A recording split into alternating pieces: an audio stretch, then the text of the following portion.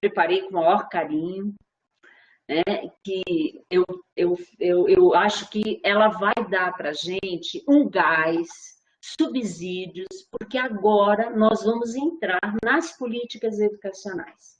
Então, o que a gente viu até agora? A gente viu um pouco do que são políticas públicas, né, que são ações que envolvem segurança, saúde, habitação, transporte. E como eu falei na aula passada, elas constituem a base para a nossa cidadania. As políticas públicas, elas são de fundamental importância, porque é com base nas políticas públicas que a gente, enquanto cidadão, consegue não só valer a Constituição Federal, como também, enquanto seres humanos, ter uma vida mais digna, mais cidadã, que é o que todo mundo quer. A gente viu que nesse contexto da construção das políticas públicas, e vocês identificaram isso já nas primeiras questões que eu coloquei, que elas envolvem vários agentes, né? Os agentes públicos, né? A sociedade civil, a sociedade política, e que no meio desses atores todos que compõem a criação, né, e a implementação das políticas públicas, tem uma coisa que, no meu entendimento, é de fundamental importância, que é as relações que se estabelecem ali, os conflitos, né? Poder que se estabelece entre os entes que visam a implementação de uma política pública.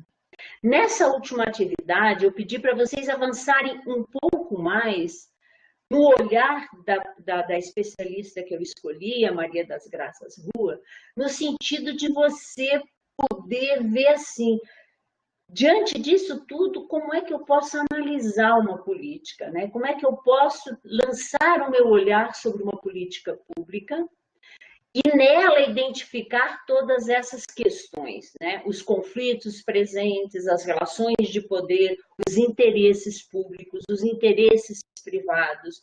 Nós vimos que uma política pública ela pode ser de Estado e ela pode ser de governo, mas para além de ela ser de Estado e de governo, ela tem que ser estruturante e para que ela possa, de fato, ser eficaz, né? Então, vocês viram lá que para a gente analisar uma política pública, há alguns nortes. E o que é mais comum, principalmente na nossa área, na área de vocês, na área da educação, na área das humanas, nós que somos professores, que somos educadores, o mais comum é que a gente consiga perceber uma política de maneira mais, primeiro, crítica, segundo, de uma maneira mais sistêmica, tentando entender, bem, agora então vai se investir em cadeiras de roda, o governo vai mandar comprar, é um exemplo que eu estou dando, cadeiras de roda, porque tem muitas pessoas que precisam. Então, muito bem, então, como que essa cadeira de roda vai chegar até a pessoa que precisa? Que caminhos a política está pensando? O que é que se vai fazer? Quais são as condições efetivas para que isso se concretize? Então, para a gente perceber para quem, o que, como, a gente tem que ter em mente que o olhar mais abrangente, mais sistêmico sobre as políticas, ele é muito importante.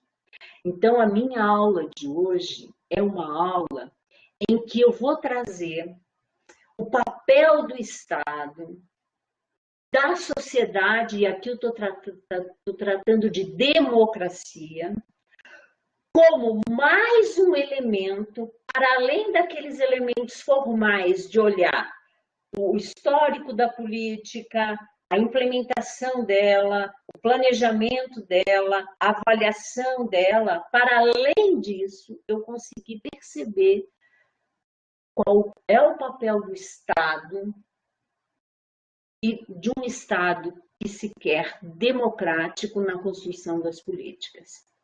Então, a minha aula de hoje é um pouco isso. E eu queria, então, começar já conversando com vocês. Tá legal? Quem tiver qualquer dúvida, pode passar aí no bate-papo, que daí eu acompanho, entendeu? E a gente vai se falando, tá bom? Então vamos lá.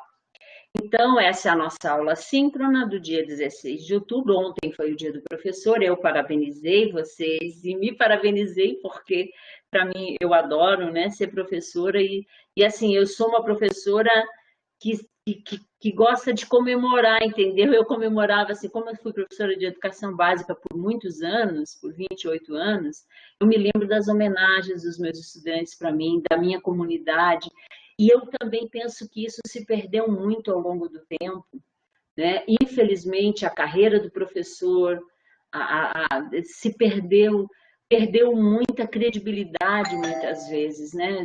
Diante da sociedade. A gente tem que estar o tempo todo mostrando como a gente é importante, embora saibamos muito bem da importância, né?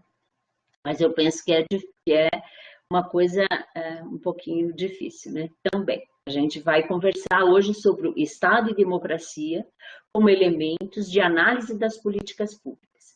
A partir desse pano de fundo que eu vou dar para vocês agora, a próxima atividade de vocês vai ser escolher uma política, que pode ser a educação superior, a educação de jovens e adultos, a educação infantil, indígenas, políticas inclusivas, o que vocês quiserem, né, a partir da estruturação do sistema nacional, eu vou colocar lá todos eles no nosso ambiente virtual, e vocês vão escolher e vão fazer uma análise. E essa análise tem que levar em conta, primeiro, os conceitos de política pública que vocês já viram lá atrás, os atores envolvidos na implementação, construção, avaliação da política pública, essa leitura de contexto de análise, levando em conta uma análise mais sistêmica da política, e esse pano de fundo que eu vou dar para vocês hoje, tá bom?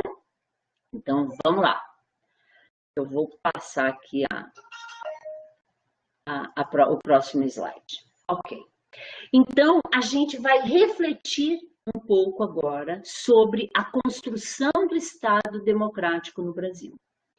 E aqui, quem já estudou história, quem já estudou em outras disciplinas, sabe que idealizar e projetar o processo democrático no Brasil foi objeto de reflexão de vários intelectuais, de muitos intelectuais.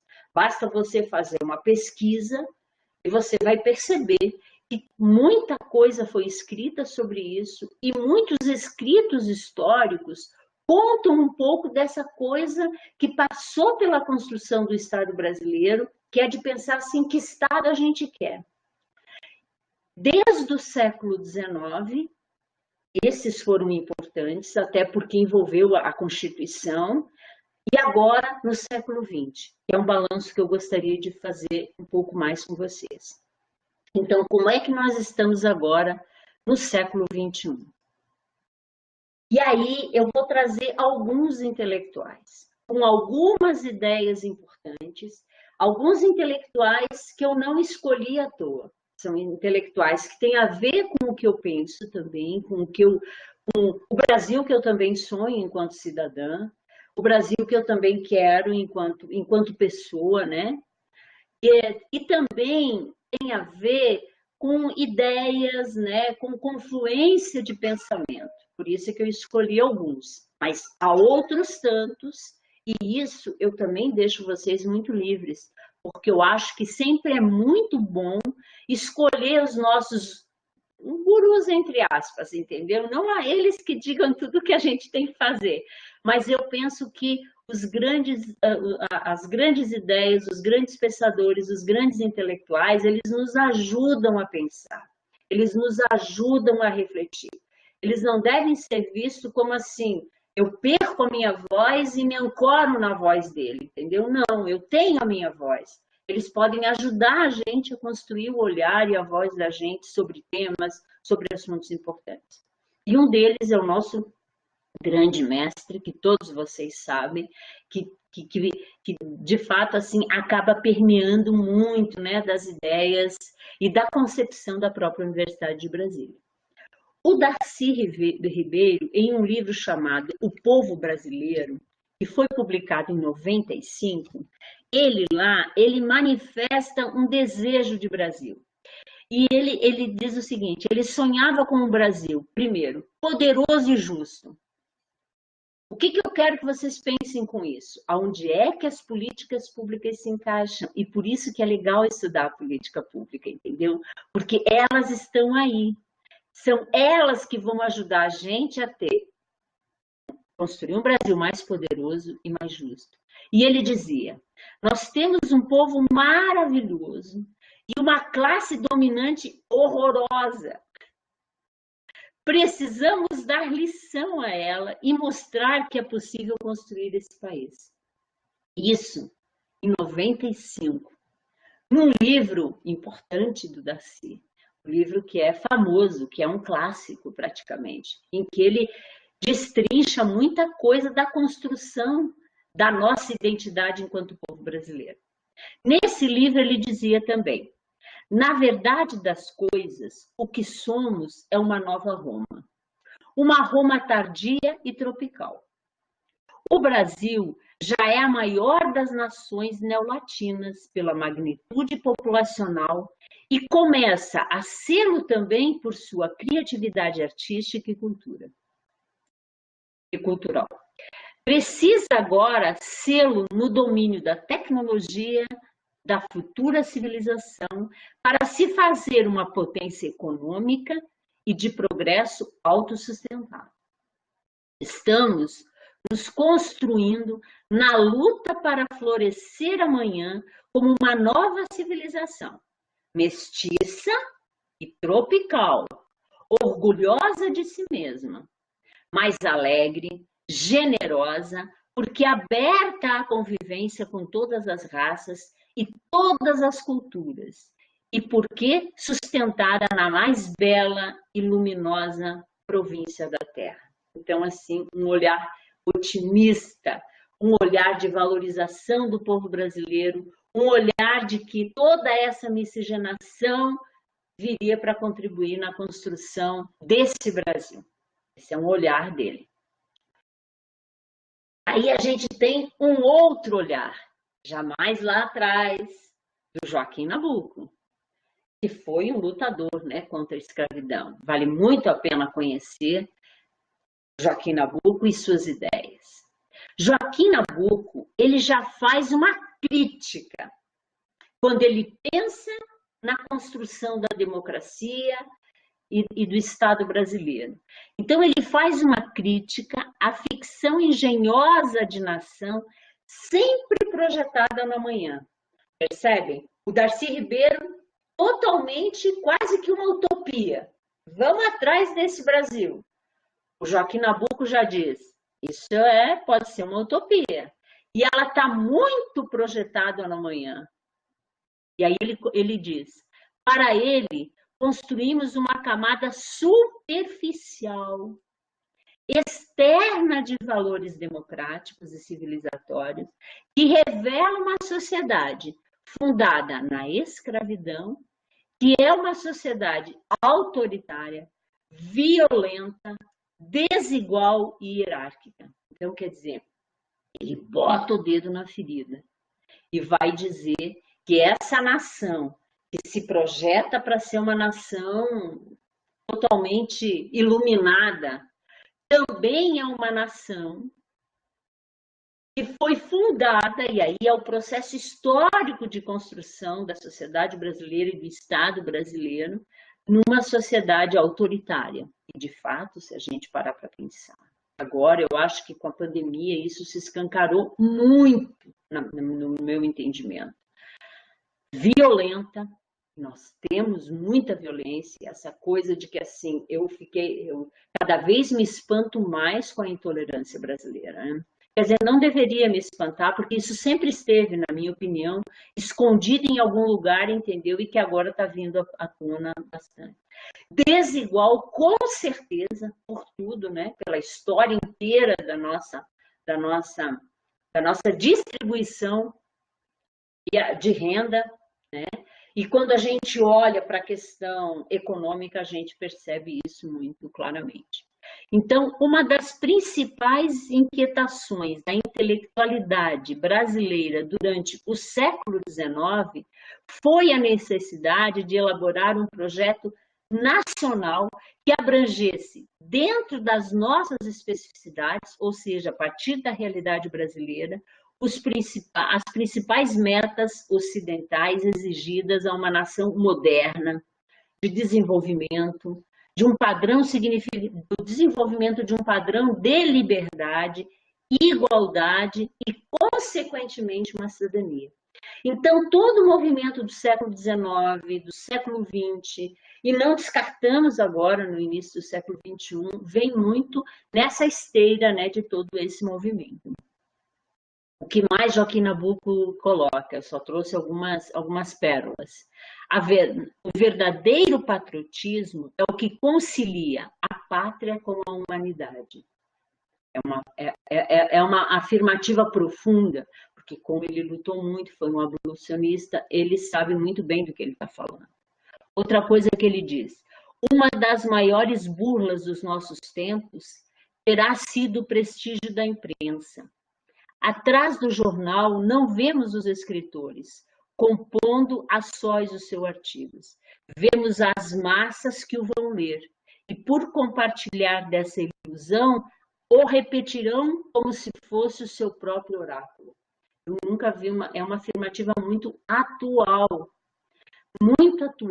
para a gente olhar todo esse movimento que nós estamos vendo da mídia impressa, né? Tudo que está acontecendo e que muita coisa está virando verdade absoluta, entendeu? E eu acho que ele faz um alerta importante em relação a isso, para a gente também pensar. Outra coisa ele diz, a escravidão não consentiu que nos organizássemos e sem o povo as instituições não têm apoio, a sociedade não tem alicerce. Então, ele já trazia a questão da escravidão como algo que provocou uma ruptura na sociedade brasileira. Muito bem. Além dele, eu vou trazer o José Murilo de Carvalho, que hoje está com 81 anos. Ele vai mais ou menos pela mesma linha do Joaquim Nabuco. Ele vai também ressaltar que a gente é incapaz de construir um futuro, porque o presente toma muito conta da gente. E quando a gente pensa no futuro, é muito de projetar lá para frente, sem olhar muito para o que está acontecendo naquele momento. Então, ele diz, projetar o Brasil a partir do século XIX incluiu planejar, projetar e sonhar. E ele chama a atenção para que a gente, infelizmente, a gente não consegue concretizar esse ideal de país, esse ideal de sociedade. E aqui eu estou falando de tudo, né? De tudo. Eu espero que vocês estejam entendendo um pouco isso. Então, assim, ó, o José Murilo de Carvalho, ele diz que a nossa cidadania e a construção do Estado brasileiro ainda é um projeto inconcluso. É um projeto em andamento. Depois eu vou disponibilizar essas telas, vocês vão ler com carinho o texto todo, porque não compensa eu ficar lendo, entendeu? Eu só vou trabalhar mais as principais ideias. Vocês vão perceber que o José Murilo de Carvalho, ele vem trazendo muito essa questão, assim, mais crítica mesmo, e dizendo que, peraí, a gente tem um projeto de democracia, um projeto de Brasil, mas a gente ainda não conseguiu concretizar. E quando eu falo para vocês sobre isso, eu queria lembrar uma coisa importante também. Procurem fazer na cabeça de vocês links com as políticas, entendeu? Com as políticas públicas e com as políticas educacionais, vocês vão perceber a importância dessa disciplina e a importância de a gente fazer essa análise.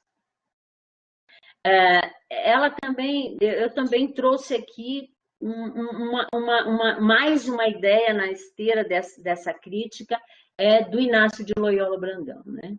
E num dos romances dele, que é Não Verás Nenhum País, ele diz o seguinte, ele afirma também que o futuro chegou ele chegou de forma, está repetido, de forma indeterminada. Então, ele vai pela mesma linha do Murilo, pela mesma linha de Joaquim Nabuco, de que a gente tem uma construção para fazer aí para frente também. Muito bem. Aí, agora, ele vai, uma coisa interessante, uma nota interessante nesse livro, ele diz o seguinte: as casas sumiram, né? É um personagem que ele relata, né? Os edifícios dominaram tudo. Os espaços ficaram caríssimos devido à intensa especulação imobiliária. Tudo produto da grande, né? Da grande locupetação. Quando o país foi dividido, retalhado, entregue, vendido e explorado. Ele faz uma análise de que assim a gente perdeu muito da nossa identidade e ele conclui dizendo: dá medo de falar com alguém a respeito. E também dá medo, né, de pensar que os filhos dele, os netos dele, né, não vão ter nenhum país. Né? Era a lógica lá do romance. Mas ele traz uma crítica muito interessante para essa coisa que aconteceu no Brasil, que foi essa migração das pessoas do campo para as cidades. Esse enchimento das cidades. Essa favelização que acabou acontecendo e essa precária condição de vida que a maioria da população acaba vivendo. Sem saneamento básico, morando mal, comendo mal, isso tudo, e nós não estamos falando de pouca gente, estamos falando de muita gente, né? Ele traz essa crítica. Um outro intelectual também que vale a pena trazer é o José Rubem Fonseca. E ele vai dizer que a gente ainda continua lá atrás, com aquelas ideias da década de 70, né? Fica um pouco lá atrás. E nesse livro dele, no Feliz Ano Novo, né? em que ele tem um conto chamado Intestino Grosso, ele diz que ele está escrevendo sobre pessoas empilhadas na cidade, enquanto os tecnocratas afiam o arame farpado. E essa questão dos tecnocratas é uma frase bem ácida, né?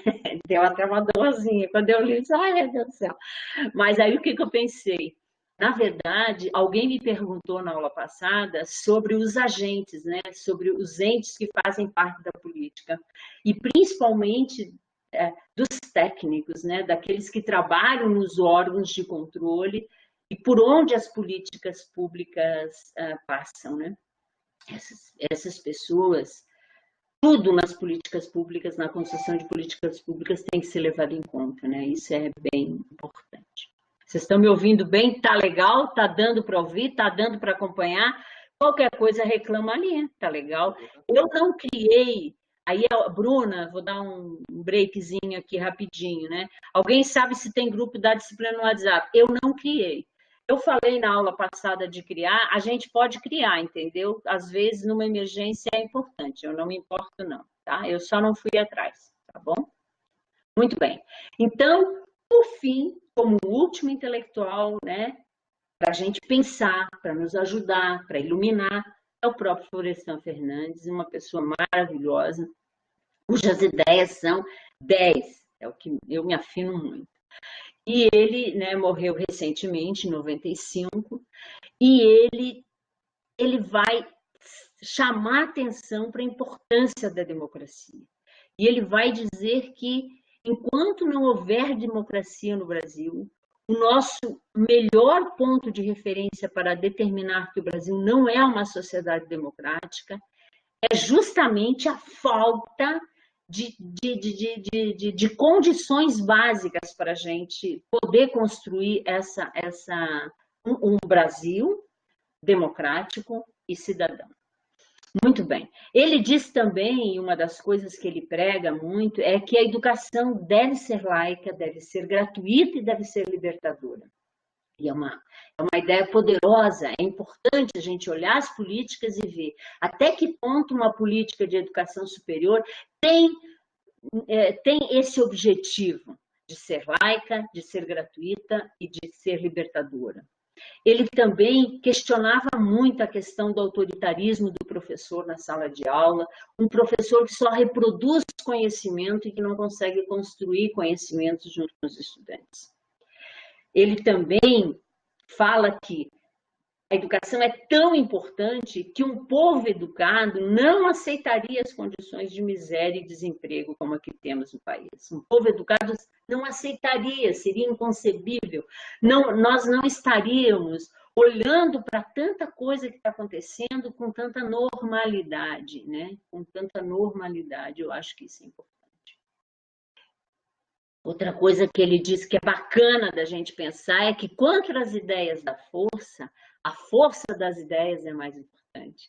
Então, acho que isso traduz muito daquilo que a gente quer e eu espero que vocês não percam nunca essa vontade de melhorar o país. Não só para vocês enquanto pessoas, mas para a família de vocês, para os filhos se tiverem, para os netos que virão a ter, entendeu? Para quem está por perto da gente. Se a gente cuidar bem de quem está perto da gente, a gente certamente melhora muito a vida de todo mundo e a nossa também.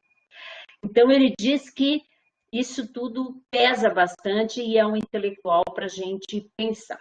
Muito bem. Por que eu trouxe ele, né? Trouxe ele e trouxe todos esses outros intelectuais para a gente pensar. Porque eles podem nos ajudar, iluminar, a pensar. Quando eu olhar para uma política de educação infantil, quando eu olhar para o Fundeb, por exemplo, e com tudo que aconteceu recentemente com a questão do Fundeb, que a gente quase perdeu o Fundeb, que ele ficou ali no limiar e que tinha muita gente querendo acabar com o Fundeb, porque tem muita gente que diz que o dinheiro, que o único argumento que tem é de que a educação não gasta dinheiro direito. Não, e por isso não precisa de recurso. Mas isso é para quem não conhece a história da educação. Porque quem conhece a história da educação sabe que é de uma educação no Brasil, nas condições do Brasil, e por isso eu trouxe os históricos aí, para a gente olhar que nós temos uma especificidade que precisa, de fato, do financiamento público. E agora o Fundeb, se vocês acompanharem as notícias, ele está sofrendo um novo ataque, porque as escolas, né, as confessionais, estão querendo dividir esse bolo também. Então, é algo, assim, tem que se pensar sobre isso. Para a gente poder falar, não basta entrar no discurso político, entendeu? Não é aqui falar de política partidária, e nós já falamos sobre isso. Nós estamos falando sobre política. Política como uma condição de você discutir as condições reais de vida da educação, da população, entendeu? Independentemente de partido. Então, é uma coisa para a gente pensar muito. Então, esse histórico todo, né, essa coisa desse país que ainda está inconcluso, né, o Brasil é um país jovem, todas as dificuldades que nós tivemos, a própria construção cultural, a identidade do povo brasileiro, contribuiu para que a gente estivesse aqui, agora e nessa situação. E nós sempre vivemos crises. As crises não são novas. Essas crises que a gente está enfrentando, de emprego, na educação, na saúde, sempre existiram. Sempre existiram. Nós nunca tivemos uma convivência, em poucos momentos da história do Brasil, nós tivemos evoluções em relação às questões sociais, às lutas sociais, que atingissem toda a população brasileira. Sempre foi em crise, né? Sempre foi com muita dificuldade que esses movimentos conseguiram avançar. Então, as crises nos ensinam também muita coisa. E a gente, quando vive isso, basta a gente olhar para a vida da gente. Às vezes, assim, a gente precisa passar por uma crise, entendeu? Para poder reagir e mudar de vida, muitas vezes, tomar uma outra atitude, porque senão a gente fica naquele marasmo e a gente não consegue reagir. Então, nós sempre convivemos com crises na sociedade brasileira, desde o início da construção do Estado brasileiro. Mesmo a partir da Constituição de 88, mais ainda, porque como ela dá poder à população, ela mostra que a educação é direito e é dever do Estado, ela cria um pressuposto que nos coloca em crise, sim, e que coloca as instituições em crise também. Por exemplo, teve uma época em que eu precisei, meus netos moram comigo, eventualmente, ficam comigo bastante tempo, e eu me lembro de ir atrás de creche, e não consegui creche. E aí eu pensava, droga, isso é um direito meu, por que que eu não consigo creche? E, e as creches privadas caríssimas, entendeu? Ah, mas aí é pouca creche, muita gente, mas por que que não tem esse arranjo para atender a população, entendeu? Há muito tempo a gente vem observando o movimento de que, assim, hoje a maioria das mulheres brasileiras trabalham fora porque sustentam e são arrimos de família. Isso mudou uma relação. A mulher precisa da creche, precisa ter onde deixar seu filho. E às vezes, na maioria das vezes, ela ganha tão pouco, ela não consegue pagar uma creche. O que faz com isso? Como é que lida com isso? Eu me lembro de viver essa angústia muito grande e de entrar numa crise danada, entendeu? E de pensar, para que política pública bota no lixo isso? Para quê? Né? Porque eu não via isso na prática. E a Stephanie está dizendo aqui, na verdade, é ainda pior. A creche não é um direito do pai, perfeito. É o direito da criança, perfeito, é isso mesmo. Então, assim, como é que a gente convive com essas coisas, entendeu? Isso é bem difícil. Então, nós temos crises e crises. A crise da saúde, a crise do meio ambiente, a crise da política, a crise da educação e a própria crise da democracia. Então, assim, cara, tá um caos o negócio, mas não vamos perder a esperança. Mas tudo isso é histórico, né? Tudo isso vem de um movimento que vocês estão vendo aí. Não é só agora, não é desse governo, é uma construção que vem acontecendo, principalmente a partir do século XIX, né? Olha, a Paula está dizendo, agora mesmo durante a pandemia, crianças em São Paulo foram matriculadas em creches que não estão prontas e que não têm previsão de abertura. Por aí você vê, Paulinha, como essa questão da política pública, ela é uma linha muito tênue, entendeu? Entre o que é direito e o que é dever. E como o discurso é apropriado por pessoas que não têm a menor noção do que estão dizendo. Perceberam? Vocês já se deram conta? Nós estamos agora vivendo né, as eleições. Prestem atenção nos discursos políticos. Eu tenho vontade de chorar, entendeu? É de chorar, de ver, por exemplo, não, vamos construir, não vai faltar nenhuma creche para ninguém. Eu ouvi esse discurso. Não vai faltar. Agora, como, cara? Qual é a mágica? Da onde que vai sair?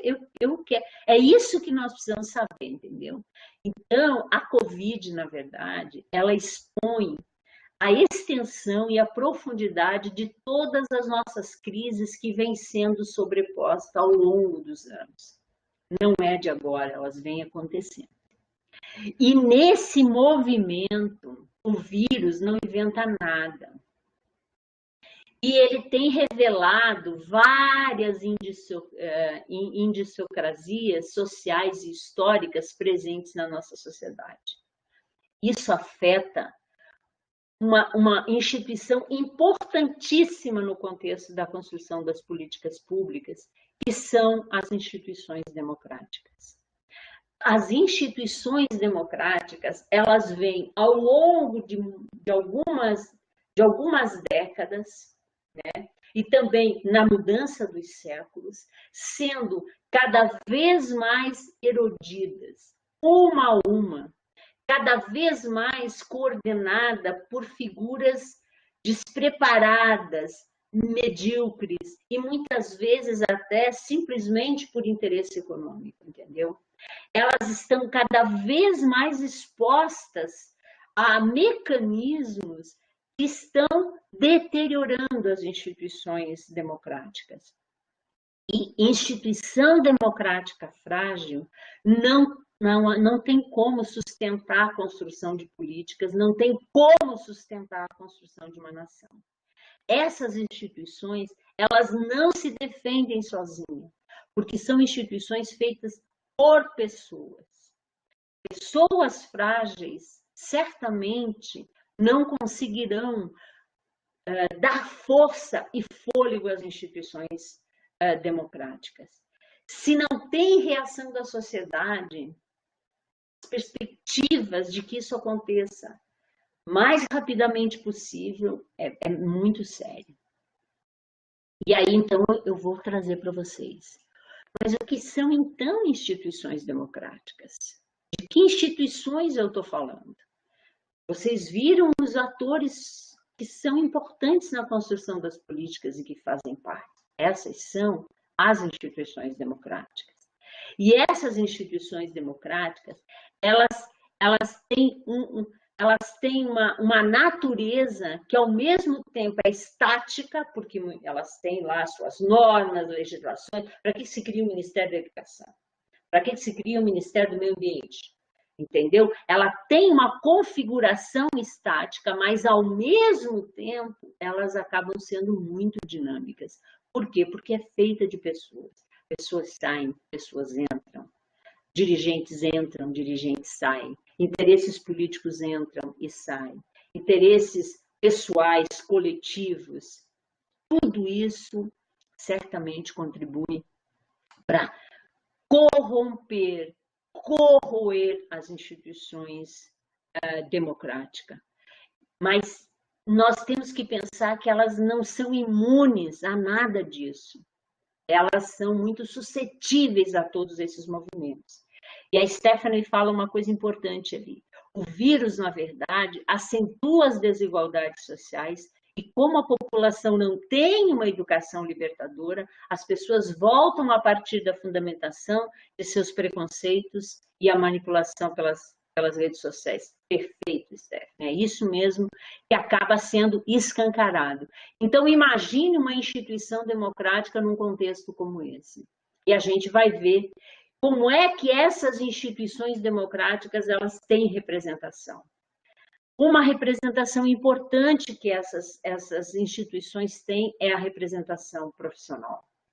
A representação profissional ela é muito antiga, ela surge lá com o movimento proletário, quem estudou Marx sabe disso.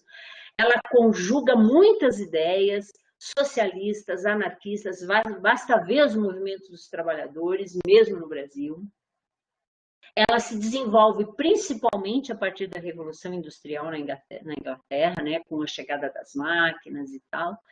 E dessa situação de confronto, de conflito, de briga por melhoria das condições de trabalho, essa representação é uma representação muito importante, porque é uma representação que traz todos os dilemas da questão do trabalho e da classe trabalhadora e da exploração do trabalho, entendeu? Da falta de agregar mais valia ao trabalho da gente, de se ignorar aquilo que o trabalho efetivamente tem que fazer com a gente, que é libertar e não tornar a gente escravo, né? O trabalho tem que ser libertador. Quando você olha por essa ótica, a ótica muda, né? Uma outra representação importante é a representação política. E essa representação política é tudo isso que a gente vê, é todo esse jogo de interesse econômico, grupos específicos, que muitas vezes não têm nenhuma afinidade com as necessidades sociais. São pessoas que só querem se apropriar das necessidades sociais, né? Inclusive das desigualdades sociais, para poder se construir enquanto uma representação política. Então, é uma instituição que, se fragilizada, se corrompida, ela prejudica muito a construção de um Estado democrático e de direito no Brasil. Uma outra representação importante que faz parte e que vocês vão perceber quando olharem a política, vocês vão identificar imediatamente essas representações. É a representação institucional. A representação institucional é muito complexa, porque, na verdade, não é um indivíduo que está ali, mas é um ente. Eu represento uma classe, eu represento uma categoria. Eu, por exemplo, agora, eu sou chefe de departamento do PAD. Eu tomo muito cuidado com aquilo que eu digo, porque eu não falo mais só por mim, enquanto Nara, eu falo por um departamento. Então, qualquer coisa pode ser associada a mim enquanto uma representante institucional. Isso a gente vê muito. Isso é uma coisa muito confusa, se você prestar atenção nos discursos dos políticos. Isso é muito confundido. A pessoa fala de si e representa uma instituição. É como um exemplo que eu vou dar agora do próprio ministro da Saúde, que disse que não conhecia o SUS. E isso é uma confusão clara, entendeu? De representação institucional. Ora, ele representa uma instituição chamada Ministério da Saúde. O Ministério da Saúde tem o SUS. O SUS é conhecido mundialmente, nacionalmente. Ele não poderia dizer que não. Ele podia até não conhecer como pessoa e nunca ter utilizado, entendeu? Mas a hora que ele externou isso, criou-se um impasse. E por que caiu todo mundo de pau em cima e a mídia e tudo mais? Porque ali a representação dele era institucional. Entenderam? Então, isso é uma coisa para a gente prestar atenção. A outra coisa que acontece é essa, que é por onde muita coisa acontece também, que é a representação de ideias e de interesses. E isso se dá a partir dos conselhos, isso se dá a partir das organizações sociais, isso se dá a partir dos lobbies, né? Dos lobistas, daqueles que ficam fazendo o jogo de interesse, né? Entre todos e com todos. Então, eu acho que, assim, prestar atenção nessa questão da representação das nossas instituições é importante para a gente poder analisar uma política pública, entendeu? Então, para além daquela análise sistêmica, mais técnica, mais operacional da política, entendeu? Esse olhar que eu estou trazendo para vocês, do papel do Estado, de um Estado democrático, do papel das representações das diferentes classes, é muito importante a gente pensar. A Stephanie está lembrando aqui também. Nós mesmos, né, enquanto professores, temos essa obrigação, perfeito. Com a leitura do segundo texto da disciplina mesmo, é dito que em um país de cultura visual e de pouco acesso à leitura, como é o caso do Brasil, é fundamental que os professores dominem o debate sobre a construção das políticas públicas. Perfeito, Stephanie, porque isso dá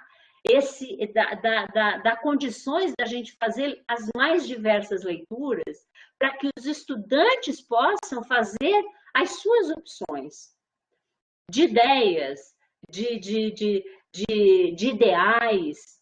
Nós não precisamos pensar todos do mesmo jeito. Nós sabemos disso e temos muita clareza disso.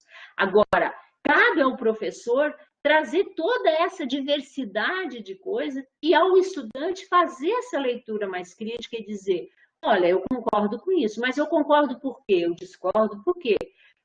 Quais são as bases que estão aí? Então, dominar o debate sobre a construção das políticas públicas hoje, para qualquer professor, em qualquer nível ou modalidade, lá na creche até o ensino superior, é muito importante. Porque você consegue trazer elementos para poder fazer uma análise e dizer, pô, peraí, que negócio é esse de agora estar comprando esse software? Esse software vai servir para quem? Porque é dinheiro público. E dinheiro público tem dono. Nada é de graça, entendeu? Tem gente que pensa que porque é público, não tem dono. Dinheiro público é nosso, é de vocês, é meu. São os meus impostos que mantém o dinheiro público. Esse dinheiro não nasce do nada, embora os políticos metam a mão dele. Esse dinheiro sai da gente. Sai de cada pãozinho que a gente compra, sai de cada coisinha que a gente faz. Aliás, não sai pouco, né? Sai muito e sai caro. Esse país não é grátis, né? Então, eu acho que temos que pensar um pouco nisso também. Então, veja, eu trouxe lá, né? trouxe para vocês um pouco assim dessa construção, né, do Estado brasileiro, desse olhar que é um olhar diferente sobre isso. Trouxe para vocês algumas ideias de alguns intelectuais para vocês pensarem junto comigo. Algumas ideias, alguns pingos de luz, como eu digo, né, para lançar luz sobre a nossa reflexão.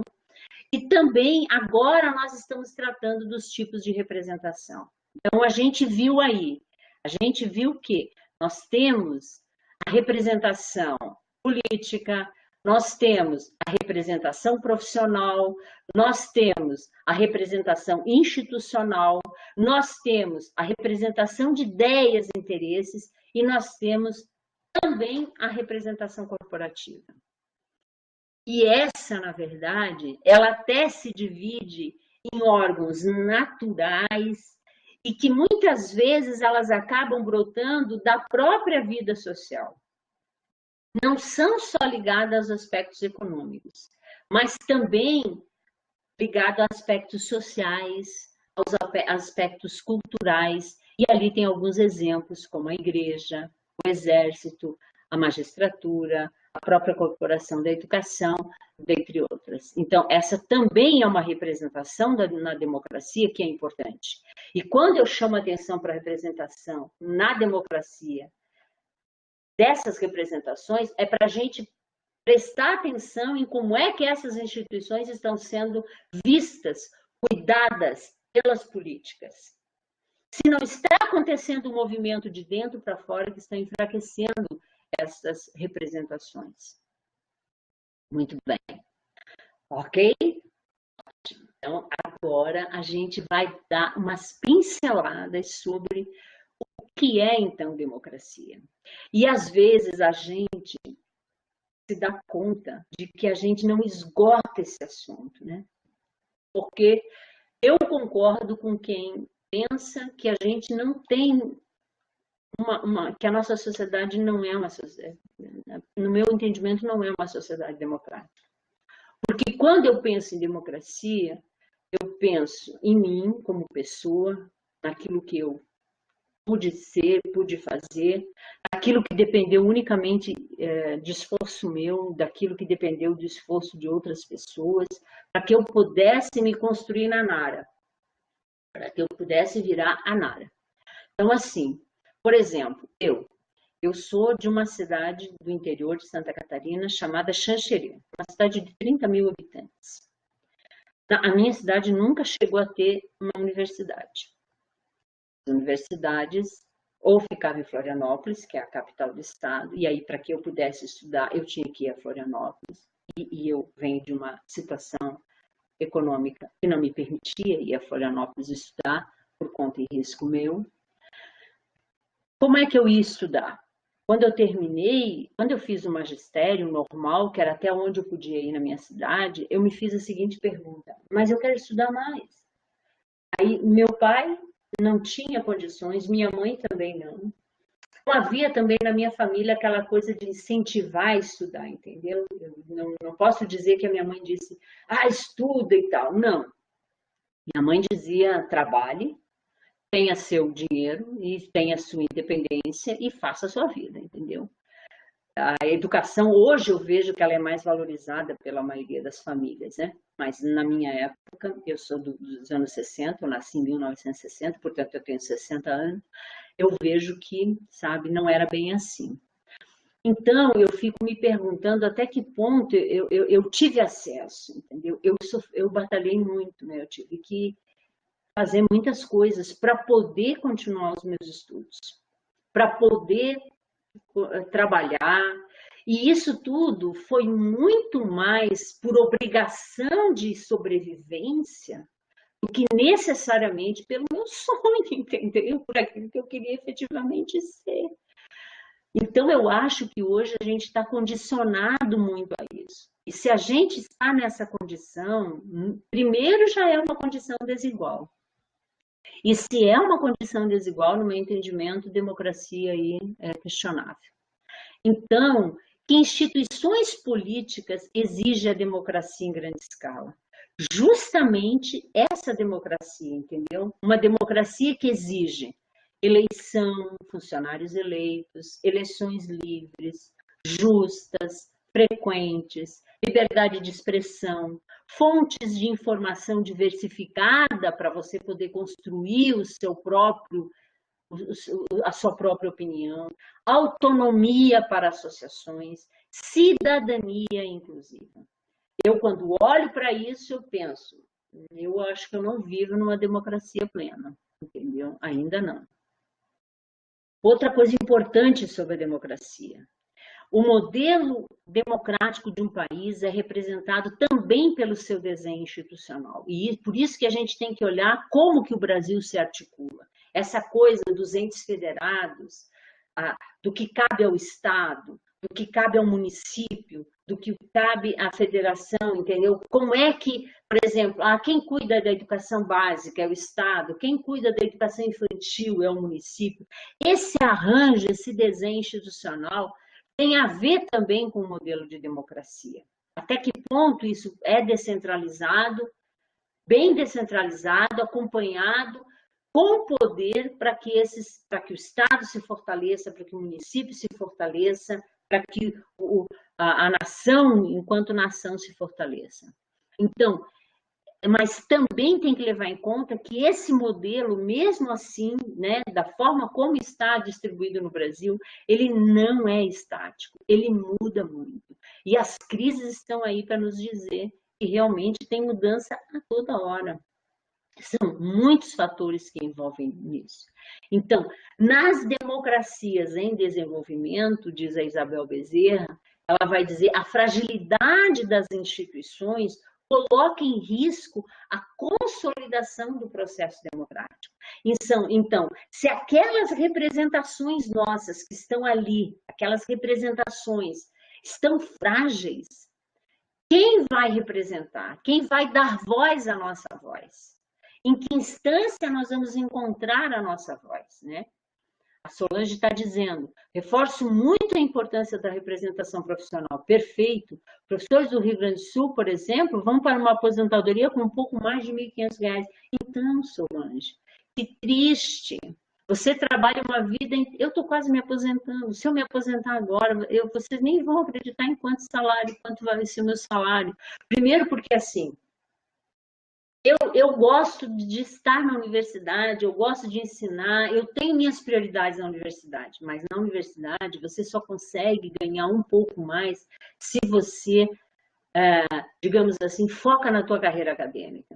E a tua carreira acadêmica significa orientar muito aluno, entrar em programa de pós, fazer um monte de coisa, entendeu? Para poder agregar o salário, para você poder andar na carreira e se aposentar razoavelmente. Então, uma pessoa como eu, que andou devagar, eu sou adjunto, né? Adjunto 3, não sou nem adjunto 4, mas não porque não tenho condições, porque esse não é o meu foco, entendeu? Tem coisas e coisas, né? Eu tenho outras prioridades também, porque eu não sei até que ponto isso é interessante, entendeu? Porque eu sou uma professora que acredito que, assim, nós temos que atuar na formação inicial, na graduação.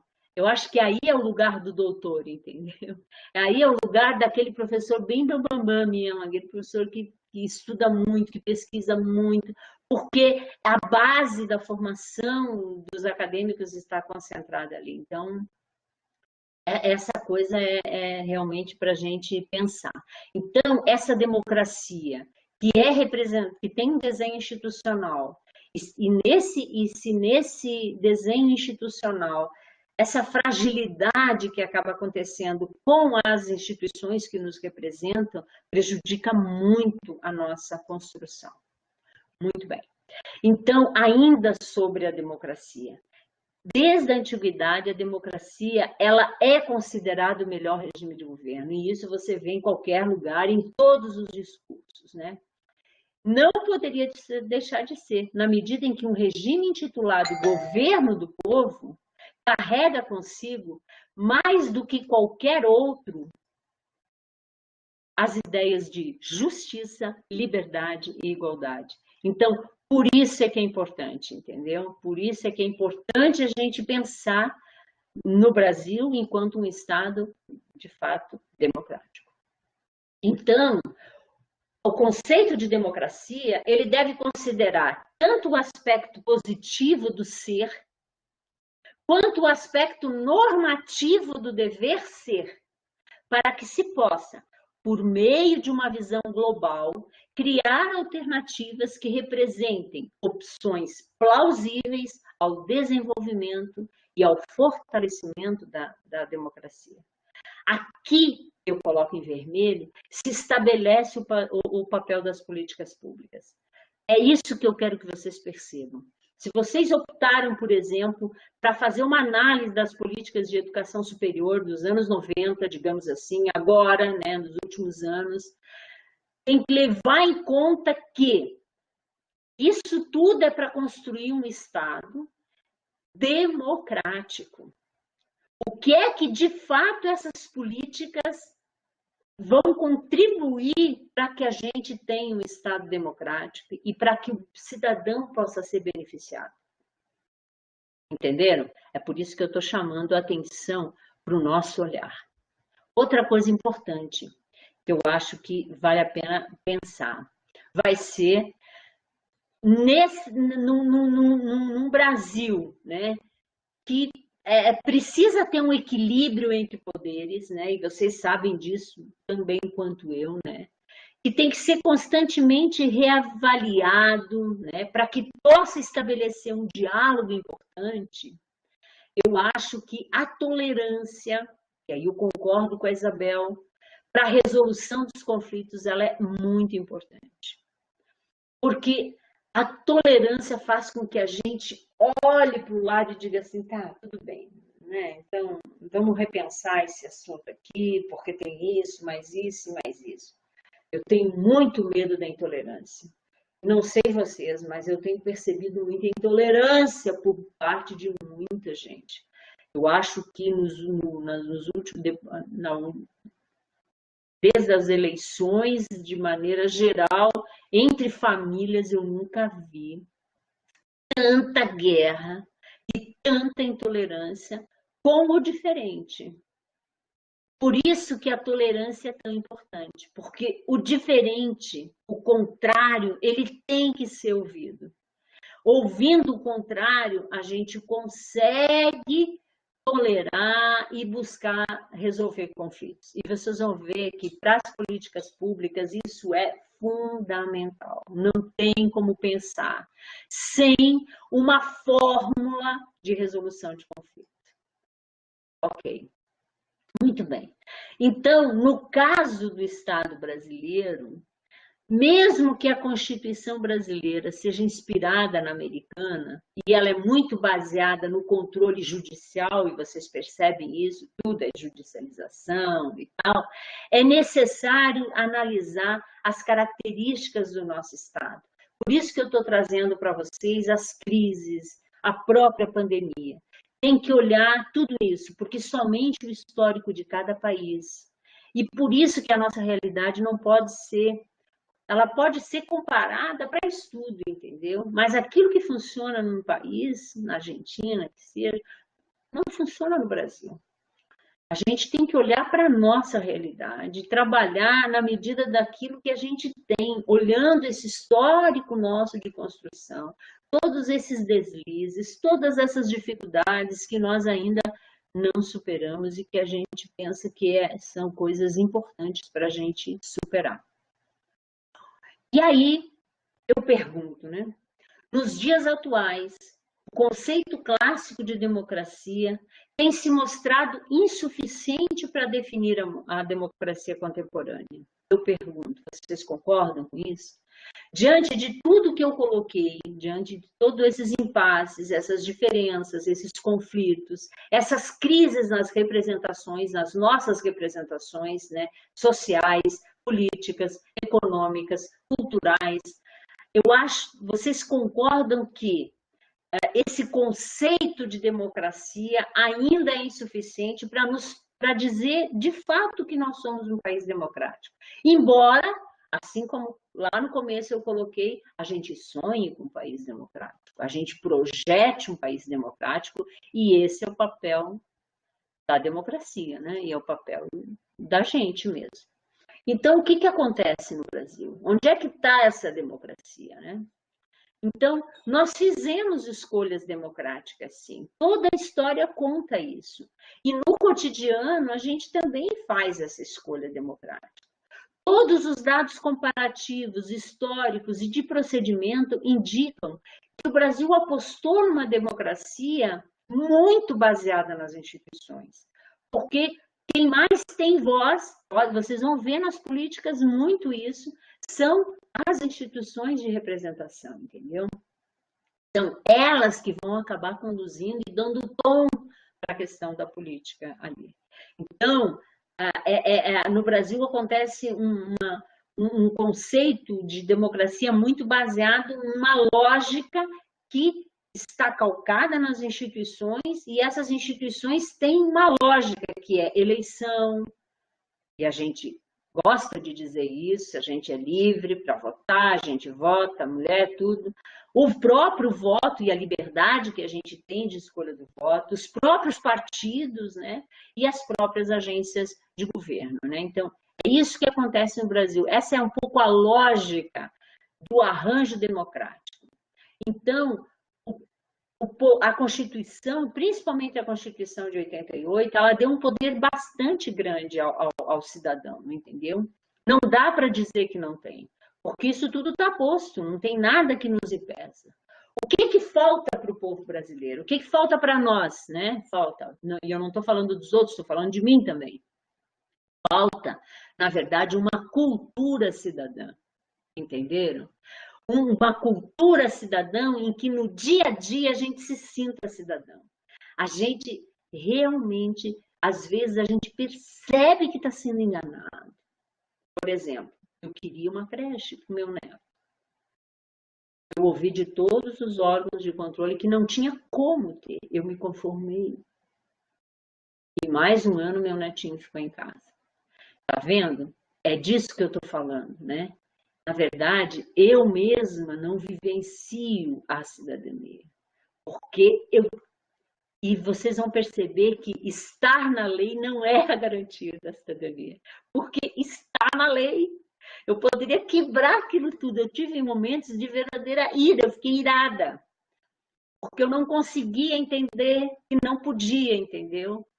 Mas não podia, não tinha como, não tinha mecanismo, não existia creche física, não tinha lugar, entendeu?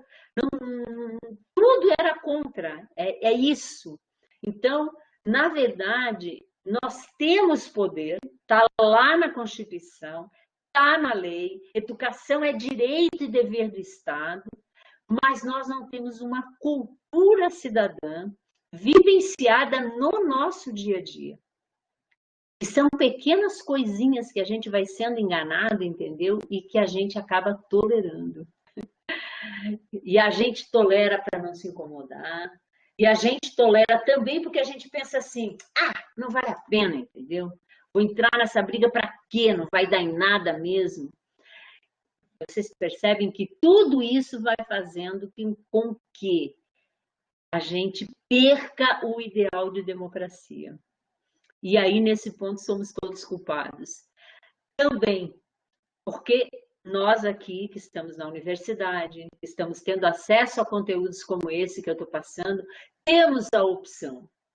Por que não mudamos? O que acontece com a nossa cabeça? O que é que acontece? Então, a gente precisa atravessar esse presente agora, no cotidiano da sociedade, e passar a tentar viver de fato democracia. Mas não na intolerância, não arregaçando as mãos, porque tem gente que faz isso, né? De não ver de vez em quando, que a gente chama de desajustado, o cara sai matando, não tá nem aí, entendeu?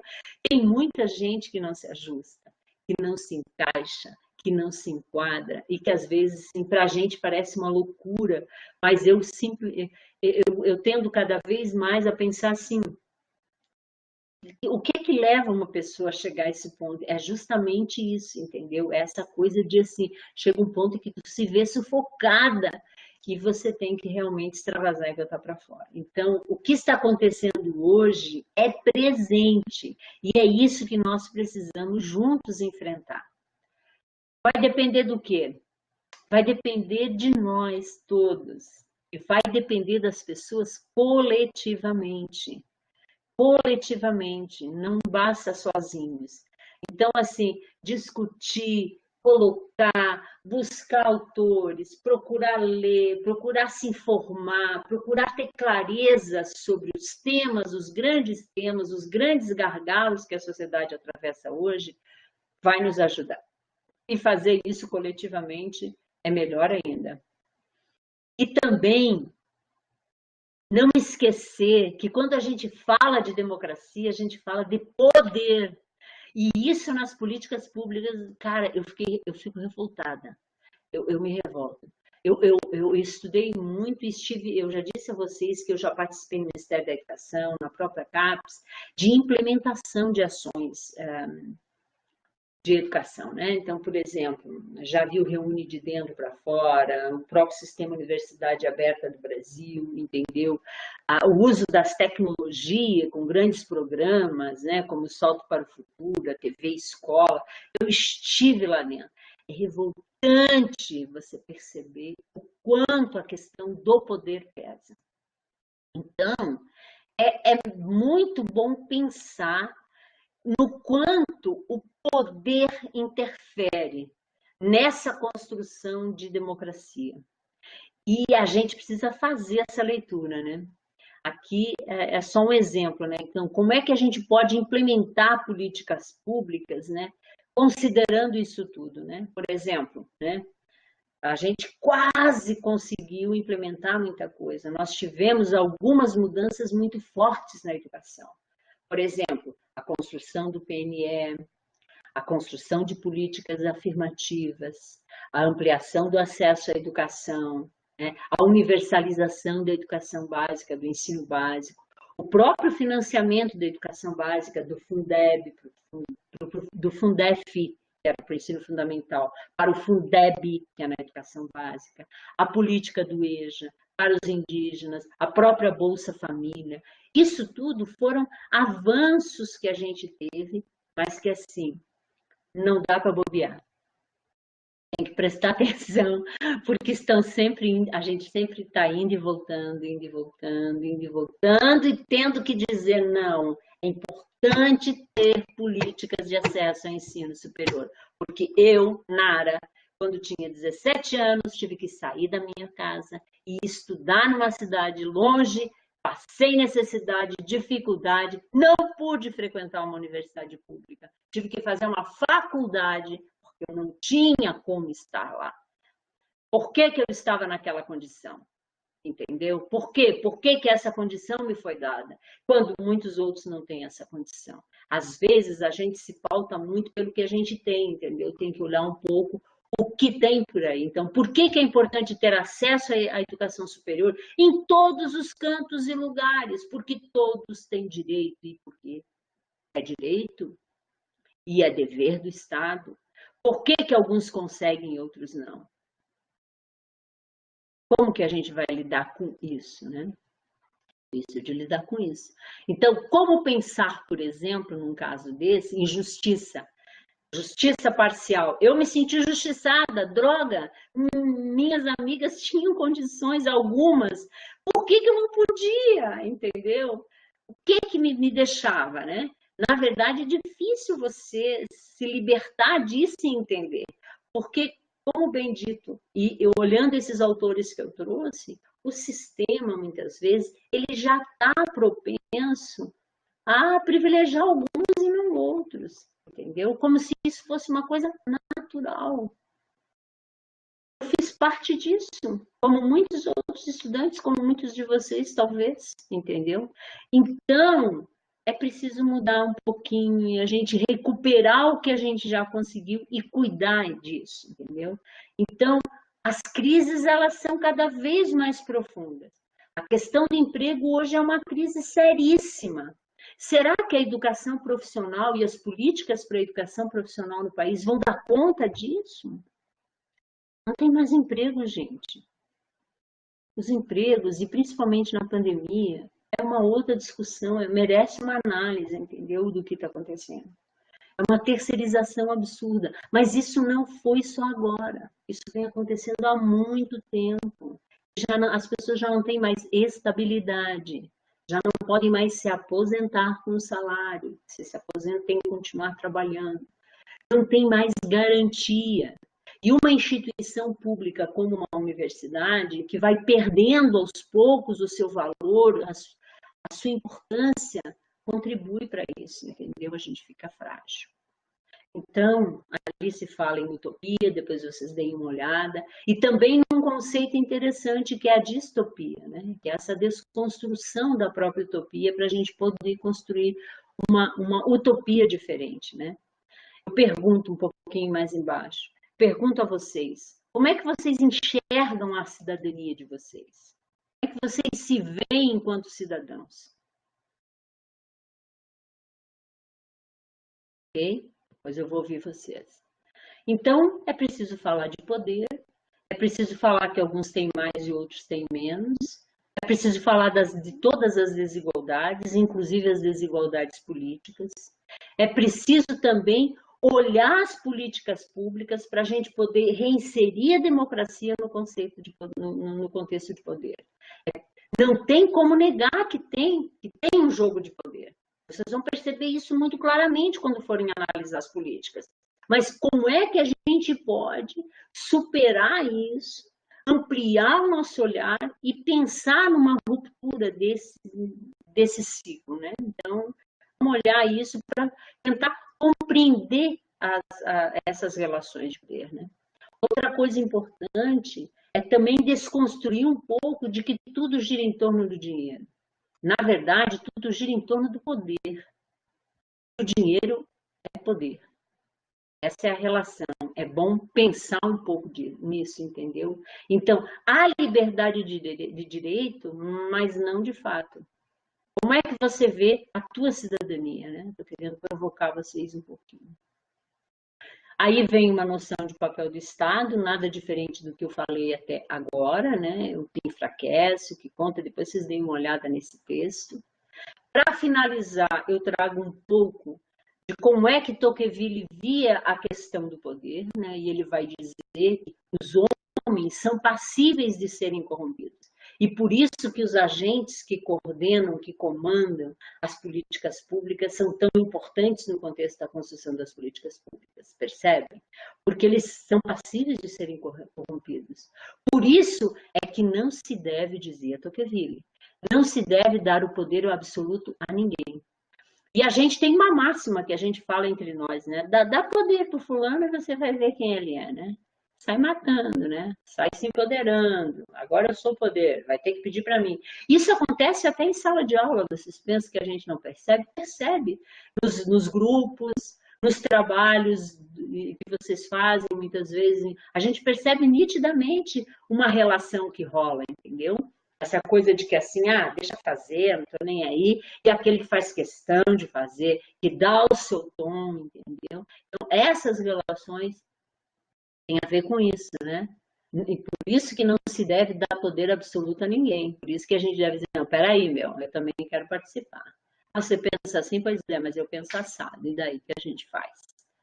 Né? A gente vai ter que entrar aí num acordo. Então, essa pluralidade de centros de decisões, né, de órgãos políticos e administrativos, equilibrando-se, que podem ajudar a gente a superar um pouco, a contornar essa questão do poder, que não é uma coisa fácil, não.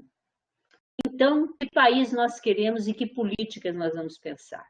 Nós vamos pensar políticas diferentes. Eu queria que vocês olhassem a política como ela está agora, fizessem essa análise real, por exemplo, à luz do próprio Plano Nacional de Educação, que é um bom parâmetro para a gente olhar a política hoje, até porque o plano está de lado, mas pensassem em tudo isso que eu estou colocando aqui e fizessem uma crítica, uma análise crítica mais ampla, entendeu?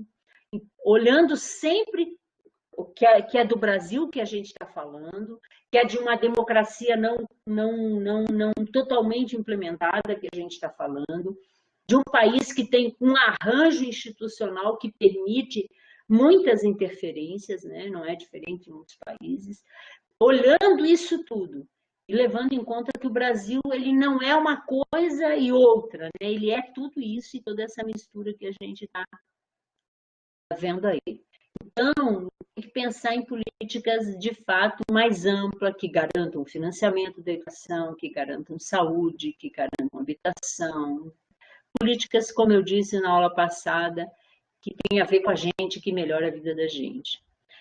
Então, vale também um alerta, e aquilo que vocês colocaram, e aquilo que o Nabucco lembrou lá atrás, né? Dizia o seguinte: a gente tem que prestar um pouco de atenção nas narrativas atuais sobre as políticas, entendeu? Prestem atenção. Todo dia, se você ligar a televisão para ver um jornal, alguma coisa, você faz um link imediato com uma política pública. É impressionante. É impressionante.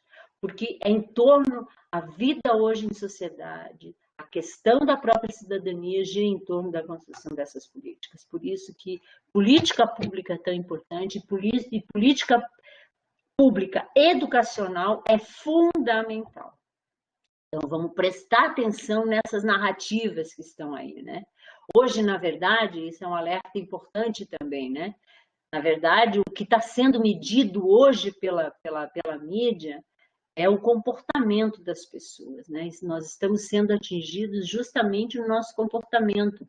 Você faz uma coisa escondidinho lá, tipo assim, vou pesquisar uma passagem, dali a pouco você é completamente invadido de anúncios de passagem. Isso é uma exposição absurda que o indivíduo se coloca. Se você não tiver crítica e análise para fazer, você cai no conto do vigário, como muita gente cai, né? Nesse conto da sereia, e muitas vezes, né? E assim, esse comportamento está sendo cada vez mais medido para render. É financeiro o negócio. A guerra é financeira. Quanto mais gente, mais dinheiro se está ganhando aí. A gente tem que prestar muita atenção. Então, a mídia, essa ideia de que tá tudo na mídia, agora tudo é democrático, ponto lá, alto lá. Eu acho que vale pensar se é assim mesmo. Então, vamos todos juntos perseguir a nossa utopia, né? E inverter isso tudo cuidando de quem? Cuidando do próximo, cuidando do nosso irmão, de quem está do nosso lado, da nossa irmã. E vendo cada pessoa da nossa família, dos nossos amigos, de quem está perto, de quem está longe, como um cidadão que tem direito. Se eu tenho direito a ter um bom transporte, a me vestir, não é só porque eu trabalho, porque eu sou explorada pelo trabalho, entendeu? É porque todos merecem. E é sob esse ponto de vista que eu penso que vocês podem fazer uma excelente análise das políticas. Se despir dos preconceitos e pensar o que é que efetivamente na educação pode melhorar a partir da construção de políticas públicas bem consolidadas. Beleza? Eu quero dar uma dica. Essa minha fala toda, muito melhor, muito bem fundamentada, aconteceu. Tem uma ótima referência, não sei se vocês chegaram a assistir, o webinário de encerramento da Semana Universitária. Esse webinário foi muito bom. Se vocês não viram, eu recomendo que assistam, né? Eu não recomendo qualquer coisa que esteja na mídia, mas esse vale. Chama O Estado Democrático na Construção de um País Mais Justo e Igualitário. Foram 3 especialistas, a Heloísa, a Sabrina Fernandes e o Eduardo Moreira, que fizeram umas falas bem interessantes que podem ajudar também a gente a entender. Foi muito nessa linha que eu estruturei um pouco a fala de vocês. Beleza? Antes de eu passar as orientações para a atividade, eu queria, pode ser só pelo áudio, basta só ligar o microfone, ouvir um pouco de vocês assim, muito rapidamente, deixa eu ver que horas são. São 15 horas e 41, tá legalzinho, tá bom, não tem problema, a gente já vai terminar, não se preocupem. Mas eu queria ouvir vocês um pouquinho assim, quando eu perguntei, como é que vocês se sentem enquanto cidadãos? Vocês acham que de fato vocês conseguem viver a democracia? Estou perguntando. Quem fala aí? Solange, começa. Já que você está aí bem bonitinha, liga o... Fala aí. Ó, a Eu, Mariana está dizendo que se sente muito limitada. O que você acha, Solange? a gente, diversos papéis, assim, eu me sinto medíocre, hipócrita, uma pessoa que até sabe, talvez, como e o que tem que fazer, mas devido à situação não faz. Aquela situação da creche que a senhora falou dos seus netos, e a gente se adequa à situação ditada, né? Eu também passei pela situação de conseguir uma vaga. Poxa, fui para fila 13h30 da manhã e já tinha uma fila, né? 13h30 da manhã para conseguir uma. E a gente, ao mesmo tempo que aceita isso, se sente. Não faz nada, assim. Então, como eu digo, a gente é hipócrita, a gente é um misto de sentimentos, assim, né? É impossibilitado mesmo, porque não tem a representação, porque sozinho a gente quase que não é ninguém, não é? Isso mesmo. Bem colocado. A representação é fundamental. A Mariana está dizendo lá, não há forma efetiva e valorizada de participação da comunidade nas decisões políticas. É isso mesmo. E as formas atuais, elas são falsas. Elas não são efetivas. É isso. É essa falsa impressão de que se tem e que se cria e que as narrativas e que a mídia passa. Não, porque todo mundo foi ouvido. Houve uma audiência pública. Houve uma audiência pública? Como assim houve uma audiência pública? Uma audiência pública na internet para votar muitas coisas que o Ministério da Educação costuma fazer. É corriqueiro isso. Quem tem acesso efetivamente? Quem tem acesso? Então, concordo, Mariana, é isso mesmo, né? Eu acho que assim, é só para cumprir a legislação, é só para tipo assim, dar mostras e fazer de conta de que está acontecendo aí uma referência. Por isso que quando aparecem certos movimentos, por exemplo, quando aconteceu para a gente acabar com a PEC dos gastos, que a gente não conseguiu, né? Um movimento forte. Às vezes, todas as vezes que a sociedade reage adequadamente, né? Eu acho que dá um bom resultado, entendeu? A gente se mexe, mostra capacidade. Mas eu concordo com a Solange. Nós estamos numa situação de apatia tão grande, de um conformismo tão grande, que assim, às vezes a gente até diz assim, não aguento mais esse discurso político, entendeu? É só coisa ruim, só coisa ruim, só coisa ruim. Sinto muito, sabe? Eu também, às vezes, me sinto assim, não quero fazer esse discurso e quero olhar para o outro lado e dizer, não, tem um caminho aqui, mas eu não sei, sabe, se tem muitos caminhos. Aqui eu não estou falando de política partidária, não me entendam dessa forma. Eu estou falando de todas essas, de todas essas questões que são históricas, eu não estou inventando nada, que estão aí postas, que a gente de fato está vivendo, e que a gente precisa saber olhar, levar isso em conta quando a gente faz, no caso da nossa disciplina, uma análise das políticas. E já aproveito e respondo que eu vou colocar lá no ambiente virtual o passo a passo para análise. Podem ficar descansados, entendeu? E Inclusive, a senhora sabe que daí os nossos políticos aproveitam esse viés, essa nossa deixa de não querer nos educarmos ou saber, até nem digo educar, né? Porque é um verbo tão mais, ou somente se informar. Eles aproveitam e eles sim fazem a real democracia para si próprio, não é? E mas com é uma pena porque a cada momento um que sai, outro que entra, coloca o seu modo, não é? E lá vai ficando toda a população e a construção do sonhado Estado democrático de direito brasileiro fica de lado. É isso que eu percebo, assim, não é? sim, com certeza. E o Gabriel, acho que exemplificou bem ali. a participação popular na democracia é tipo quando seu primo mais novo vem na sua casa, você dá um controle para ele que não está conectado no videogame e ele acha que está jogando com você. É um faz de conta. E sabe, viu, Gabriel? É o que o Joaquim Nabuco coloca lá atrás, já quando ele começa a analisar a questão da democracia no Estado brasileiro, e ele diz assim: é uma capa, ainda é uma capa, ainda é uma camada muito superficial, né? Se você for mexer, né, lá, e você vai ver que você não tem mais muitas outras alternativas. Quem mais gostaria de colocar a sua opinião? Ah, tem até uma charge, eu não sei, Mariana? Legal. Eu vejo eu gosto, né, de a gente fazer, de ter essas referências, né? São referências para a gente pensar. Mas a gente tem que mudar isso, viu, Gabriel? A gente tem que dar para ele o controle conectado e ver até que ponto ele vai, se ele consegue seguir uma norma, uma regra, um horário, entendeu?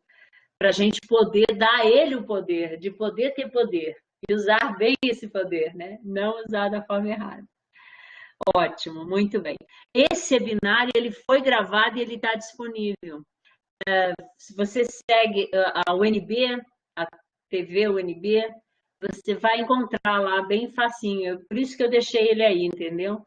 É só colocar talvez o nome.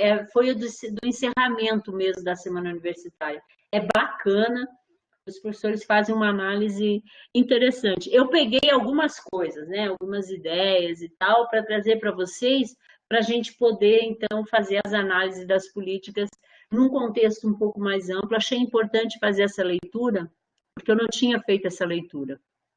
Pelo nosso conteúdo, o papel do Estado agora entraria, né? Então, é isso que eu estou querendo trazer para vocês. Aí eu optei por esse Estado, né? Numa sociedade democrática, e trouxe aí alguns elementos para fazer análise.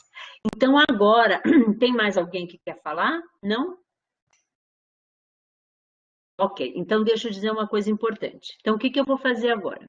Agora, eu vou postar lá no ambiente, essa vai ser a atividade mais importante. E a atividade que vai ser a última atividade. Por isso, ela não é uma atividade muito simples. É uma atividade que vocês vão ter que disponibilizar um pouco mais de tempo para fazer. Então, primeiro, o meu conselho é que quem não leu todo o texto da Maria das Graças Rua, leia. Ele é bom de ler, ele é útil, ele traz informações importantes, numa linguagem, como eu disse, muito acessível. Cara, é muito bacana ler aquele livro. E ela vai dar todos esses elementos sem entrar numa discussão mais polêmica, entendeu? Ela vai trazendo os fatos e vai mostrando para a gente o que são políticas, quem faz parte das políticas, como se faz a análise das políticas, a questão da avaliação, da implementação, é bem bacana. Ó, a Mariana até já achou, beleza. Então, isso eu acho que é legal. Agora, nós vamos começar a olhar o outro livro que está na biblioteca de vocês, que é o de políticas educacionais. Então, vai ser aquele livro, o que é que ele tem? Ele vai trazer um texto sobre cada uma das políticas, sobre a educação superior, sobre a educação infantil. Aí eu vou deixar vocês, eu vou colocar lá todas elas, vou deixar livre para vocês se inscreverem. Só que eu gostaria, sinceramente, que a gente conseguisse abranger todas as políticas, entendeu? Que a gente não deixasse nenhuma de fora. Eu poderia dizer para vocês, eu quero todas. Não, eu quero uma bem feita, entendeu? Então tá, eu escolhi, professor, eu quero analisar a educação infantil no Brasil. Ok, beleza. Então você vai ter um texto referência que está lá nesse livro e vai te dar algumas bases. Lá tem uma bibliografia que você pode ampliar o teu olhar, entendeu? E aí você vai seguir um passo a passo do tipo, contar um pouco do histórico, de quando começou a criação dessa política, entendeu? O histórico dela, quem fez parte, como foi, desde quando, aonde é que ela está. Ela se situa no Ministério da Educação. Quem olha, quem cuida, quem é responsável. E depois de você situar a política pública, aí você vai recorrer ao que está acontecendo hoje. E aí, o que eu gostaria? Eu gostaria que vocês fizessem uma análise de contexto mesmo. Aí, assim, como é que está a questão da educação infantil hoje no Brasil? Quantas crianças têm acesso à creche? Quantas crianças não têm acesso? Mas não é só isso que eu quero que venha para análise. Eu quero que venha uma análise qualitativa da política. Porque também não basta cuidar das criancinhas, que é um conceito muito errado na educação infantil, que vem desde os anos 70, em que, assim, criança pequena, não só pela família, não só a família olhava assim, a escola também olhava, não precisa ser educada, basta ser cuidada. Então, ela ia para aquelas casas de cuidadora, onde se trocava fralda, se dava de comer, se levava no parque para brincar.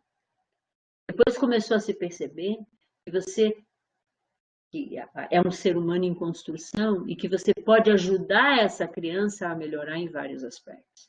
A sua motricidade, o seu sentido de ver o mundo, a sua expansividade, o brincar e o aprender, entendeu? A questão do lúdico, tudo isso baseado numa proposta pedagógica. Então, será que a política pública hoje, ela se preocupa com a qualidade daquela educação que está sendo dada naquele nível de ensino? Outro exemplo, peguei a educação básica. A educação básica é um dilema, é um caso seríssimo no Brasil e vocês sabem disso. Há uma fragmentação muito grande. Quando vocês forem olhar para o histórico da educação básica no Brasil, vocês vão perceber por que a gente está nesse ponto, entendeu? E que nós temos altíssimas evasões, e que não tem um foco para a formação. E aí muitos vêm e dizem, não, mas tem que dar educação profissional para esses meninos precisam ter educação geral, eles têm que ter educação profissional, eles têm que ir para o mundo do trabalho. O mundo do trabalho é que trabalho. De que trabalho a gente está falando? Então, eu espero tudo isso de vocês. Eu espero que vocês façam uma análise qualitativa, contextual, conjuntural, típica desse tempo. A mesma coisa com a educação superior. Ah, mas o acesso é maravilhoso, ampliou o seu acesso, mas não basta ter acesso. Qual é a educação que está sendo dada? Hoje nós temos a criação de novas universidades sem infraestrutura nenhuma, com cortes terríveis de orçamento. Como é que essa universidade vai dar conta da sua proposta pedagógica? Outra coisa, hoje a gente tem novíssimas universidades, que é uma categoria que não tinha, entendeu? Essas universidades foram criadas em muitos contextos para atender interesses políticos. E elas não se consolidaram enquanto instituição. E nós continuamos com muito poucas instituições públicas de ensino superior. Na minha cidade ainda não tem. Eu saí de lá, fazem muitos anos, ainda não tem. Ainda tem toda uma geração que tem que sair da cidade para poder estudar, entendeu? E tem muitos outros lugares que tem, mas aí assim, para quem é essa universidade? A história do ensino superior brasileiro vai mostrar que ele é muito elitista. É para uma elite ainda. Há quanto tempo a gente conseguiu outras formas de ingresso no ensino superior? É recente, porque era muito difícil. Então, o que acontecia? Pobre ia para a educação privada, paga alto para poder ter um curso superior.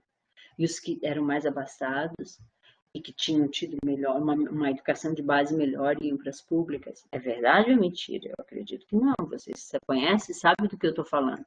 Essa realidade mudou? Mudou. Mas não mudou suficientemente. Quando a gente olha para a educação da educação indígena, onde estão esses povos? Quando a gente olha para a questão das políticas afirmativas inclusivas, como é que elas estão efetivamente acontecendo? Entendeu? É isso que eu quero que vocês se preocupem. Então, agora a gente vai entrar de fundo, mas com base em tudo isso que a gente viu agora, com base no conceito de política pública, com base no papel dos atores que fazem essa política pública, com base no papel do Estado e qual é o papel do Estado e do governo na construção dessas políticas públicas, entendeu? Os atores políticos, sociais, o contexto, o conjunto, tudo isso tem que estar mediado ali. Então, é isso que eu vou cobrar de vocês, eu vou colocar essa atividade lá e a gente vai trabalhando lá. As próximas aulas síncronas estão pautadas, né? Vocês já perceberam, já sabem disso, né? A gente colocou o cronograma lá, eu coloquei o cronograma para a gente poder acompanhar. Tem alguns estudantes que não entraram nem na primeira aula síncrona e nem nessa, a gente está com 15 pessoas aqui, né? Eu entendo as dificuldades, por isso eu gravo e depois disponibilizo, mas eu acho que também me ver e me ouvir um pouquinho, e eu ouvir um pouquinho vocês, ajuda a gente a interagir. Eu percebo que alguns estão entrando muito pouco no ambiente, mas eu sei disso, eu sei porque eu não tenho atividades que levam o tempo todo vocês a entrarem no ambiente e tal, porque eu não tenho essa coisa de, toda semana tem que entrar, entendeu?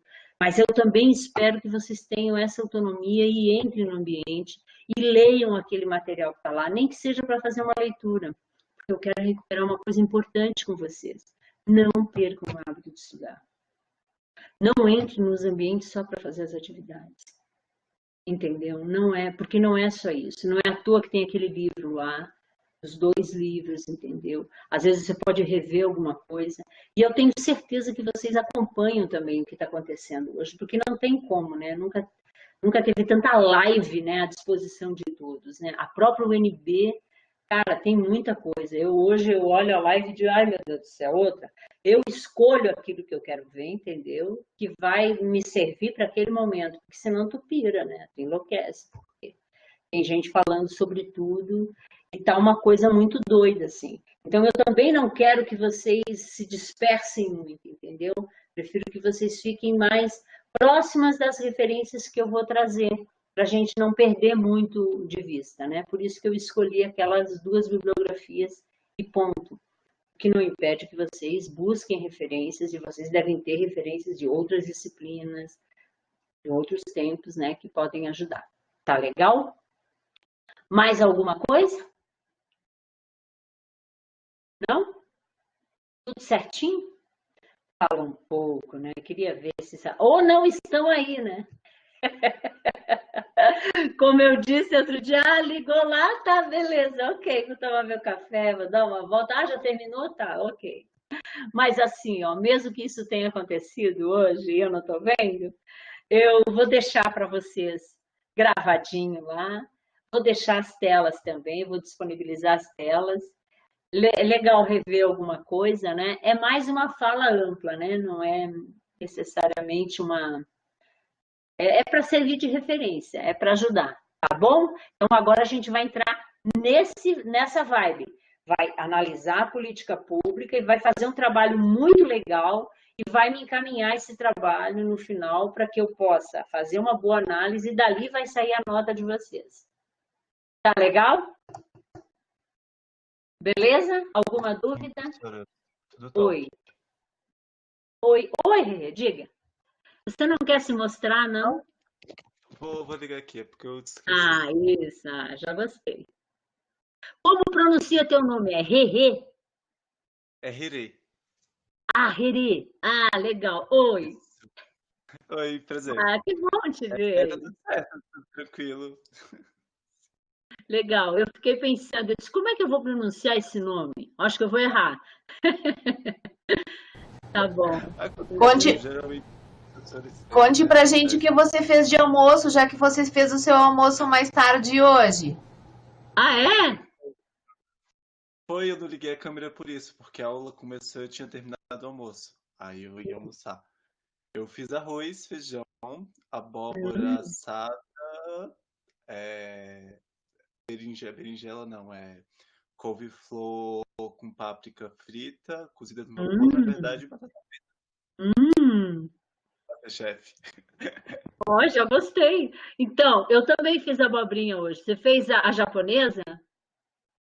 Não, eu fiz aquela grandona. Aquela amarela. Amarelona. Isso. Tá. Eu fiz a japonesa hoje. Eu adoro abóbora também. Eu faço muita coisa com abóbora. Eu também gosto de cozinhar, viu? É um dos meus prazeres, eu adoro. E hoje eu fiz a abobrinha, essa abóbora, né? Também fiz essa abóbora, adorei fazer essa abóbora, uma abóbora. Ficou gostosinha, assim, na manteiga, né? Com pimenta do reino, um salzinho, ela ficou ótima. E ela cozinha praticamente sozinha, entendeu? Bem pouquinho manteiga, porque ela é muito macia, muito gostosa. E eu fiz um canelone hoje de ricota, e ficou 10.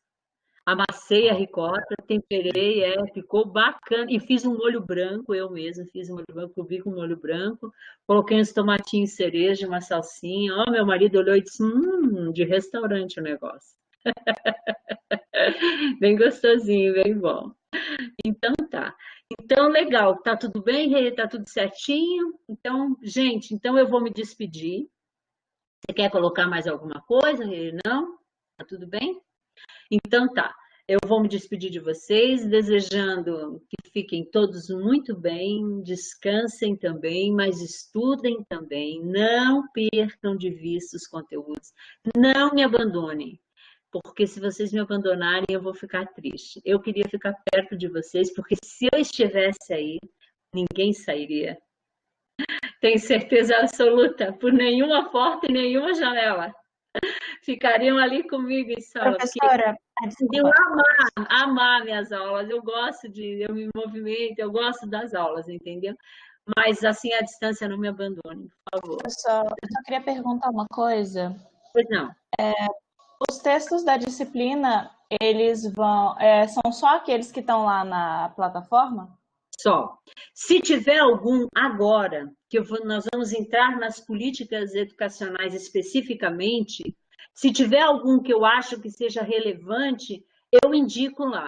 Agora, nada impede, Stephanie, que você procure, entendeu? Se você quiser, se você tem uma referência bacana, não tem problema. Cita no trabalho, olha, eu trouxe a ideia de fulano, porque assim, eu pensei em não abrir muito o leque, mas se você tem condições, tem conhecimento e quiser trazer, não tem problema nenhum. Tá bom, Eu acho que vale, tá bom? ok. Obrigada. Então, bom final de semana, feliz Dia dos Professores para quem é professor. Obrigada, Ingrid, obrigada pela lembrança. E fiquem bem e vai estar gravadinho lá, tá bom? Um abraço a todos. Vou desligar então, tá? Tchau, fiquem bem. tchau, Obrigada. professora. Obrigado pela aula. Tchau, queridos. Boa tarde. 6 horas, 4 horas, tá ótimo. Obrigada.